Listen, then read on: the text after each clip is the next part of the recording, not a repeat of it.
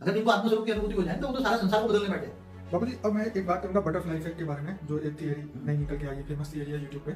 उसमें ये बताया कि अगर अमेरिका से दूर कहीं दूर के जंगलों में अगर बटरफ्लाई उड़ रही है, अगर उड़ने के लिए अपने पंख फड़फड़ा रही है, तो एक आत्मा ने, मतलब एक बटरफ्लाई ने जैसा अपने पंख फड़फड़ाए, ऐसे लाखों करोड़ों बटरफ्लाई एक साथ में अगर अपने पंख फड़फड़ाए तो कहते हैं कि अमेरिका के अंदर टॉर्नेडो आ सकता है, मतलब बहुत बड़ा वावाजोड़ा क्या बोलते हैं, साइक्लोन आ सकता है। एक ऐसी इफेक्ट, एक थियरी बताई है, हालांकि ये हकीकत नहीं है, पर एक ऐसी थियरी आई है सामने कि ऐसा करने से ऐसा हो सकता है। मतलब मनुष्य का एक छोटा सा संकल्प मिलके ऐसे हजारों लोग अगर ऐसे संकल्प करे तो उससे जो है बहुत बड़ा परिवर्तन मिल सकता है। मैं ये इसलिए कहना चाहता हूँ कि हमारा जो छोटा संकल्प विश्व को बदले, इसके लिए आप कुछ कहें। किसी एक मनुष्य के संकल्प से दुनिया नहीं बदल सकती। ओके, ऐसे एक मनुष्य के अच्छे संकल्प, आत्मस्वरूप की स्टेज हो, तो ऐसे अच्छा कोई ग्रुप बनाए 1000, 2000, 5000 का, और सबको ज्ञान देके तुम आत्मस्वरूप बनके तुम परम शांति का वाइब्रेशन फैलाओ, तो काफी आत्माएं थोड़ा मिलके परम शांति का वाइब्रेशन फैला के दुनिया को बदल सकती है। थोड़ी कुछ आत्मा, मुट्ठी भर आत्मा।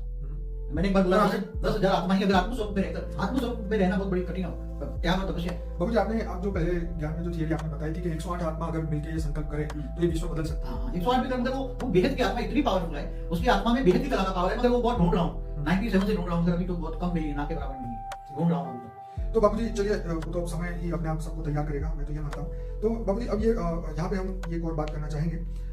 मैं यहाँ पे एक स्टोरी बताना चाहूंगा, एक धृतराष्ट्र और कृष्ण की, जिसके अंदर ये कहा गया कि धृतराष्ट्र ने कृष्ण को बोला कि मेरे 100 पुत्र क्यों मरे गए, उसके पीछे कर्म क्या था, उसकी थियरी क्या थी, क्या ऐसा हुआ।